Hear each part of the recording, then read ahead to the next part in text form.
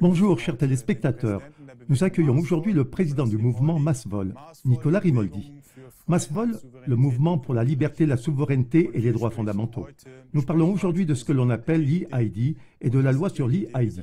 Bienvenue, monsieur Rimoldi. Merci beaucoup pour l'invitation. Dites quelque chose pour les gens qui ne sont pas encore au courant. Qu'est-ce que l'e-ID? Qu'est-ce que c'est que cette loi? Pouvez-vous l'expliquer brièvement? Le Conseil fédéral et le Parlement ont décidé en décembre dernier que l'identité électronique devait désormais être introduite pour tout le monde. Vous mettez en garde contre l'e-ID depuis 2017 et le 28 septembre de cette année, le peuple suisse votera sur cette loi. Selon vous, qu'est-ce qui a changé au cours des 8 années écoulées depuis 2017? Malheureusement, beaucoup de choses. Que les nouveaux moyens technologiques permettent d'étendre l'état de surveillance, ce n'est pas nouveau. Et c'était évidemment depuis de nombreuses années. C'est pourquoi, il y a 8 ans déjà, j'avais 22 ans. J'avais prévenu que si la carte d'identité devait un jour être numérisée, une énorme augmentation de la surveillance et du contrôle pourrait menacer tous les citoyens. Au cours de ces 8 années, c'est précisément cette inquiétude qui s'est de plus en plus vérifiée. On a multiplié tous azimuts les interdictions et les contraintes. Nouvelle extension de l'état de surveillance, espions d'assurance, plus de compétences pour les services de renseignement, plus de moyens de surveillance en général rendus possibles par les nouvelles techniques, par les nouveaux progrès technologiques. Et ensuite, en 2020-2021, les mesures de contraintes Covid inhumaines avec certificat, confinement, vaccination obligatoire, censure massive sur les médias sociaux avec de nouveaux algorithmes basés sur l'IA.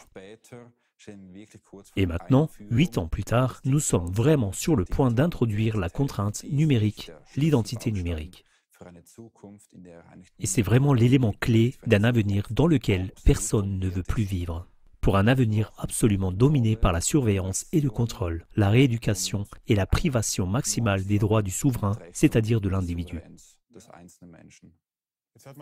Les médias disent maintenant que Masvol est devenu ennuyeux et que vous avez détourné le référendum. Est-ce vrai? Je pense que si les vieux médias commençaient à nous encenser, c'est que nous ferions quelque chose de faux. Nous serions alors certainement sur la mauvaise voie. Que les vieux médias disent du mal de nous et nous diffament sans cesse, ça fait partie du business quotidien. C'est bien.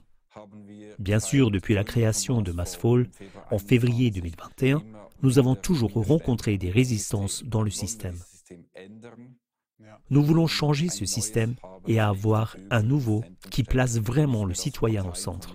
Que les partis de gauche ou de droite ne suppriment plus les droits fondamentaux, qu'ils arrêtent enfin. Que nous soyons ici une épine dérangeante dans le pied de ce système. C'est dans la nature des choses.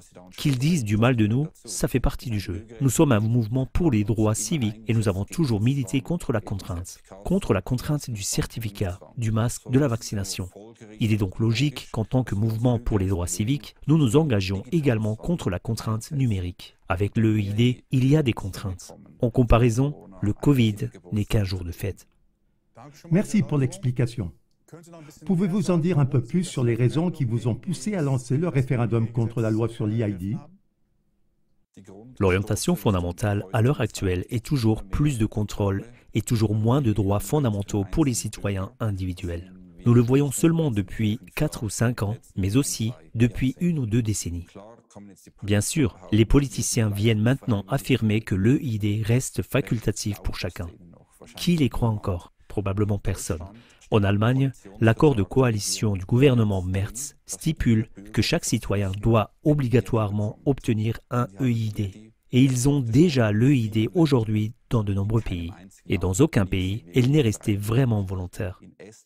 En Estonie, en Suède, on a besoin de l'e-ID pour la banque en ligne, pour la santé, pour les médicaments, pour les impôts, pour les notes des enfants à l'école, pour le permis de conduire, pour les démarches administratives, etc., etc. Et voilà que nos politiciens prétendent sérieusement qu'elle reste en Suisse totalement volontaire. C'est tout simplement un mensonge. Il faut le dire aussi clairement. Par exemple, en Autriche, si on utilise l'e-ID pour des démarches administratives, il y a une réduction de 40% sur les frais. C'est ce volontariat forcé que nous connaissons depuis 2020. De plus, cette contrainte numérique s'est énormément accentuée cette année. En Angleterre, par exemple, l'EID est nécessaire rien que pour consulter Wikipédia. Aux États-Unis, la vérification de l'âge est nécessaire pour YouTube. Spotify l'a également annoncé. En Suisse, ça signifie concrètement que pour la banque, pour la poste, pour avoir un quelconque accès à Internet, on a besoin de l'EID. En Allemagne, il y a l'ordonnance électronique. Les médicaments sur ordonnance n'y sont plus disponibles qu'avec une ordonnance numérique. Seulement, celle-ci tombe constamment en panne. Les gens ne reçoivent pas les médicaments qui leur sauvent la vie parce que le système est inutilisable. Nous devons maintenant stopper ici cette contrainte numérique. Le conseiller fédéral Rusty a déjà dit qu'il souhaitait supprimer la distribution quotidienne du courrier et redéfinir le mandat du service universel, et que les villages et localités isolées ne seront pas desservis par la poste. Il propose maintenant la lettre électronique comme alternative. Et pour la lettre électronique, il faut alors l'EID. Le paysan de montagne, pour qu'il puisse encore recevoir sa facture d'électricité, doit maintenant avoir l'EID. Il existe d'innombrables exemples de ce type, y compris en Suisse et dans de nombreux autres pays. Grâce à l'EID, un énorme nouvel écosystème de surveillance et de contrôle est mis en place, où il n'est alors plus nécessaire d'avoir un agent pour vous surveiller, comme en RDA. Tout est dirigé par l'IA. Tu as besoin de quelques serveurs et d'intelligence artificielle pour surveiller et contrôler d'innombrables personnes simultanément. C'est extrêmement dangereux. Et il y a des gens qui disent « Oui, d'accord, ça ne me concerne pas. » Si, ça concerne tout le monde. On en arrive très vite à l'obligation de l'EID pour les stades de football en raison de la violence des supporters, ou pour les médias sociaux, ou pour d'innombrables autres choses au nom de la protection de la jeunesse. Rockstar Games est une entreprise américaine de jeux vidéo. L'éditeur de GTA 6 a déjà annoncé qu'il fallait une EID pour y jouer. Cela concerne tous les jeux. Ce sont vraiment toutes les parties de la population qui sont restreintes et ça ne doit pas arriver. Oui, c'est comme ça qu'on attire encore plus les gens dans ce système. Et après, on les force à entrer. Le partisan de l'EID, Franz Grüter, affirme en effet que cette fois, l'EID est 100% étatique, c'est-à-dire purement étatique. Les partisans disent en effet que le premier EID 2021 a été rejeté par les citoyens parce qu'ils ne voulaient pas que ça soit entre les mains d'une entreprise privée, mais entre celles de l'État. Mais en fait, il s'agit d'autre chose. Qu'en dites-vous ? J'étais déjà en première ligne à l'époque et je combattais déjà l'EID à l'époque. Et pour moi, comme pour beaucoup d'autres, il était clair que nous ne voulions pas du tout de EID. Nous ne nous soucions pas du tout de savoir si ce sont des personnes privées ou l'État qui s'en charge. Personnellement, je m'inquiète davantage d'une plus grande concentration du pouvoir au sein de l'État parce que le secteur privé, lui, n'a pas le monopole de la violence derrière lui. Pas encore. Avec Palantir, ça viendra dans les prochaines années. Mais avec le privé, j'ai la liberté du choix. Si une banque ne veut pas de moi, je peux aller à la banque suivante. Si je ne veux pas utiliser Google, j'utilise autre chose. J'utilise GraphenOS. Avec l'État, je n'ai pas cette liberté de choix. Si l'État gère l'EID, il l'impose avec le monopole de la force, avec des sanctions, des systèmes de crédit social, etc. Les sondages post-électoraux ont ensuite révélé que les gens étaient surtout préoccupés par le fait que les données ne seraient pas protégées. Peu importe que ça vienne de l'État ou du secteur privé. En d'autres termes, l'argument des partisans selon lequel les gens veulent simplement une EID étatique a pour seul but de nager dans le courant. Plus de pouvoir pour l'État, moins de pouvoir pour le citoyen, comme expliqué précédemment. Et cela ne repose sur aucun fait, car cette EID n'est pas produite par l'État. Le processus d'émission, la délivrance de cette identité électronique, n'est pas du tout à la portée de l'État. Nous connaissons tous tant d'innombrables exemples où les projets informatiques de l'État se succèdent et tombent complètement à l'eau, à chaque fois. Donc heureusement que notre confédération est vraiment très incompétente dans le domaine numérique. Ça nous aide à vivre encore un peu plus longtemps en liberté ici. En Suisse, l'EID est délivré par une entreprise privée, et c'est le groupe LK. Le groupe LK appartient au même homme qui possède également Seraph. Vraiment. Et il fournit ensuite le logiciel pour la comparaison des images faciales, pour l'établissement de l'EID. Alors, rien à voir avec un système purement étatique. Ici, des entreprises privées gagnent des millions, des milliards grâce à nos données très personnelles. Quant à l'EID, elle ne fonctionnera alors que sur des appareils Apple et Google. Comment ça se passe concrètement sur le plan technique? Le téléphone a une caméra frontale. Tu dois t'identifier avec. Et pour que la Confédération puisse entrer dans le téléphone, elle a besoin de l'interface d'Apple ou de Google. Et bien sûr, ils ne le donnent pas non plus gratuitement à l'État suisse. Et je ne voudrais pas que, très officiellement, légalement, la Confédération soit ainsi présente dans chaque téléphone. Et qui sait ce qu'ils en feront? Justement, ce n'est pas purement étatique, que des mensonges. Les privés s'enrichissent grassement avec ça. Et avec les identités, est-ce que c'est sûr ou est-ce qu'il peut y avoir des vols d'identité? Oui, tout simplement. En Estonie, où on dispose de l'EID depuis une bonne vingtaine d'années, 750 000 personnes ont récemment été exposées au risque d'usurpation d'identité. Tout le monde sait, il suffit d'ouvrir les journaux une fois par jour, que ces systèmes ne sont jamais assez sûrs pour faire face à ce genre de choses. Nous voyons tous les jours comment, au sein de la Confédération et de l'armée également, des données s'échappent vers le Darknet, vers des hackers, vers le public. Et supposer que nos données personnelles sont protégées, c'est tout simplement d'une naïveté sans nom. Il se trouve aussi que lorsque le conseiller fédéral Jones a récemment tenu une conférence de presse pro-EID, il a abusé de son statut de conseiller fédéral en tendant son téléphone et en tenant sa carte d'identité dans l'autre main. Il voulait ainsi inspirer confiance à la population. Regardez, pas de risque, je vous montre ma carte d'identité. Seulement, il a caché son numéro de carte en haut à droite parce que le conseil fédéral sait très bien que si quelqu'un a une photo de sa carte d'identité et suffisamment de vidéos de lui, il existe. C'est un personnage public. Il peut très facilement créer un deepfake à l'aide de l'intelligence artificielle, falsifier son identité et obtenir frauduleusement une EID en son nom. Ça a déjà été révélé et mis en œuvre dans de nombreux pays. Il suffit d'avoir des vidéos et la photo de la carte d'identité. Le conseiller fédéral le sait. Il tend sa carte d'identité, mais il a caché le code, le numéro. Il n'y a donc pas plus mensonger de la part du gouvernement. Cette affaire n'inspire pas vraiment confiance. Pas vraiment. Si nous supposons maintenant que l'EID arrive quand même, malgré la campagne, quel serait le pire scénario pour nous? Eh bien, il faut se rappeler que le vote a lieu le 28 septembre. Il ne reste vraiment pas beaucoup de temps. Le prix à payer pour s'y opposer maintenant est très faible par rapport à ce que nous devrons dépenser et payer dans 3 ou 4 ou 10 ans pour avoir encore un peu de liberté. Avec l'EID, l'argent liquide est supprimé. Il y a des limites maximales pour le franc suisse numérique, des limites de propriété. C'est l'État qui définit où il peut être dépensé. Alors, si tu n'as pas contrôlé le certificat Covid, ou si tu es un médecin qui a délivré des certificats de contre-indication au masque, tu peux fermer la boutique, au chômage, tu meurs de faim. Les points de crédit social arrivent. Si tu es un criminel et que je t'apporte peut-être du pain, de l'eau, du lait et que j'ai des contacts avec toi, je perds des points et je deviens aussi un criminel. Donc, c'est une discrimination, une exclusion de la société comme nous n'en avons jamais eu, même pendant le Covid avec nous les non-vaccinés.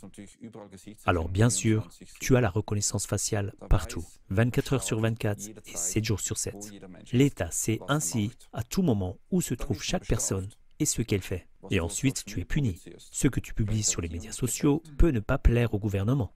Quelque chose contre les genres, contre la religion du climat, peu importe. Ton comportement n'est peut-être pas conforme. Tu as une voiture à essence, tu manges de la viande, alors tes primes d'assurance maladie augmentent. Et cette ligne de conséquences négatives, on peut la tirer beaucoup plus loin.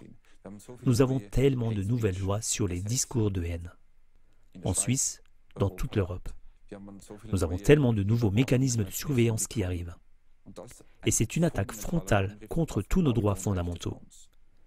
Il s'agit de changements dans la vie quotidienne de chacun qui n'avaient plus été observés depuis l'introduction d'Internet. Les gens doivent en être conscients. Et ce sont de véritables scénarios d'horreur qui nous menacent actuellement. Un changement complet et fondamental de l'existence en général. Plus de liberté de pensée, plus de liberté d'expression. C'est déjà très mal parti aujourd'hui. Tu ne peux plus aller sur Netflix ni recevoir de courrier. Tu n'arrives plus du tout à te connecter à Internet. Comment tu organises la résistance? Tu informes les gens, tu fais des manifestations ou tu formes comme à Massvoll.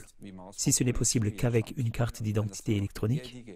Ensuite, bien sûr, le certificat de vaccination est ajouté à l'EID. Tout, le permis d'élève conducteur, tout ce qui est possible. C'est ce qui nous menace si nous n'y mettons pas fin maintenant. Oui, cela donne en fait encore plus de pouvoir à l'État pour exercer des représailles contre les citoyens indésirables. Maintenant, il se trouve que d'autres pays ont déjà l'EID. Il se trouve que certains pays l'ont déjà introduit. Avez-vous des exemples à nous donner? Qu'en est-il pour eux? Oui, ce qui est passionnant, c'est que l'EID arrive maintenant dans toute l'UE en 2026-2027, comme si on appuyait sur un bouton, simultanément. Un grand projet commun. On s'inquiète beaucoup parce que dans tous les pays où l'EID existe jusqu'à présent, elle n'est restée facultative nulle part. Il en sera de même chez nous. En Autriche, où une enseignante a récemment été licenciée parce qu'elle ne voulait pas de l'EID Austria. Et puis tout à coup, ils ont dit « Ok, contrat de travail, tu dois faire les systèmes de notation, peu importe. » Ça devient alors très perfide.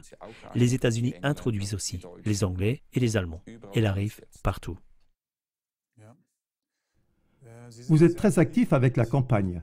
Vous avez encore beaucoup de choses. Vous avez de nombreux soutiens. Comment financez-vous une campagne aussi percutante? Grâce à chaque individu, nous n'avons pas, comme les partis ou les ONG de grands donateurs en arrière-plan, des groupes de financement public. Tout ce que nous faisons ici est soutenu par de petites contributions de personnes individuelles à la base. Grâce à l'engagement bénévole d'innombrables personnes, c'est tout simplement le pouvoir de la rue canalisé vers un objectif commun, empêcher cette EID. Parce que contrairement au monde entier, nous pouvons vraiment arrêter cela avec un référendum. Personne n'a ce privilège. Utilisons-le. Sinon, nous n'avons aucune chance. Très bien, oui. Maintenant, il en est de même pour l'EID. Il y a en effet différents groupes qui s'engagent contre l'EID. Malheureusement, il est également arrivé que ces groupes, bien qu'ils aient en fait le même objectif, se divisent et commencent à se battre les uns contre les autres. Et le problème, c'est que nous sommes tous, c'est-à-dire tous les mouvements de dévoilement, tous les mouvements pour la justice, tous les mouvements pour la paix, nous avons tous le même objectif. Et nous aussi, en tant que CLA-TV, nous avons le même objectif. Nous faisons du dévoilement. Nous avons tous le même adversaire, disons un ennemi commun. Ces forces malveillantes qui veulent justement mener le monde entier à un contrôle total, qui travaillent de manière cachée et qui se sont installées au levier du pouvoir presque partout. Et ces forces malveillantes, nous voulons empêcher leur intention. Nous voulons remporter la victoire ensemble quelque part. C'est là que vous travaillez, c'est là que nous travaillons, c'est là que beaucoup d'autres travaillent.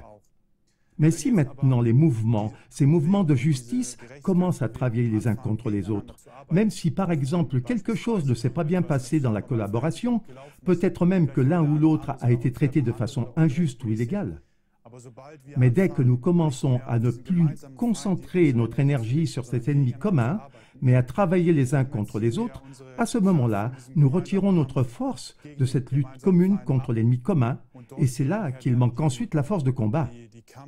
Et c'est en fait le problème.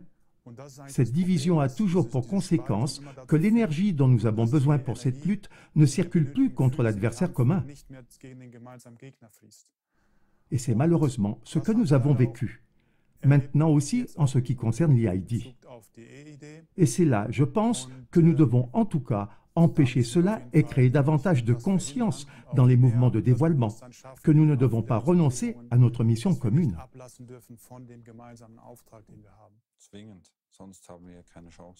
Oui. À ce sujet, j'aimerais aussi rappeler une citation d'Ivo Sasek tirée de la 21e AZK. C'est tiré de la conférence « Force spirituelle synergique ». Ivo Sasek, il dit précisément ce qui est très important. Il dit « Nous sommes tous un. Nous jouons dans les mêmes équipes, Nous sommes une équipe. Il n'y a donc jamais de rivalité entre nous. Il n'y a pas de rivalité entre nous, les personnes actives dans le dévoilement.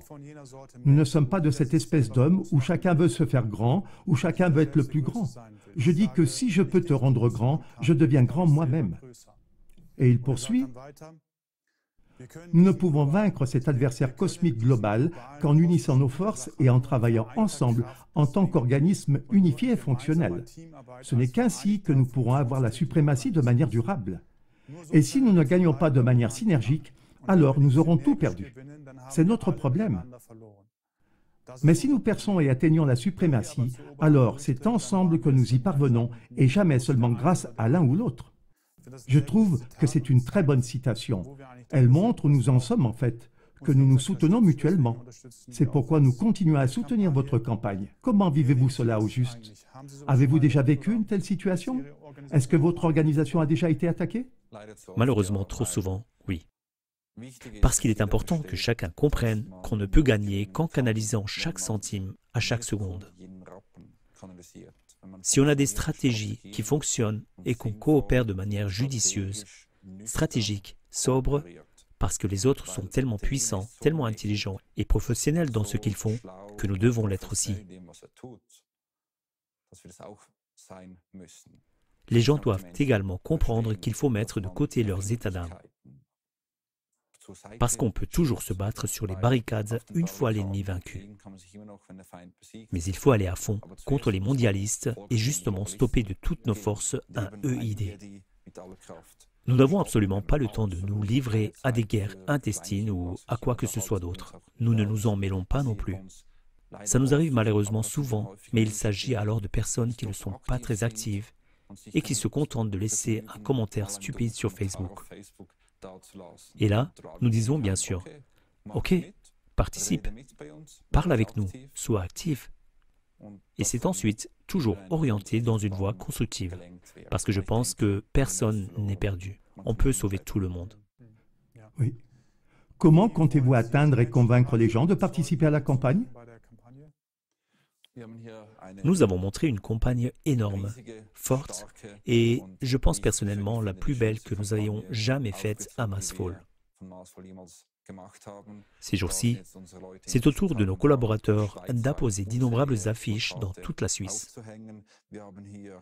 Nous avons fait des briquets pour les distribuer aux gens. Nous avons lancé une campagne en 3 langues. Nous avons des autocollants en allemand, en français, en italien. Nous avons vraiment mis tout ce que nous pouvions dedans. Nous avons bien sûr aussi des drapeaux que chacun peut commander. Il existe bien sûr aussi en 3 langues. Massvoll ne gagnera pas cette campagne toute seule. Cette campagne peut être accompagnée, c'est-à-dire que l'EID et toutes les horreurs que j'ai énumérées plus tôt peuvent être stoppées si chacun s'engage.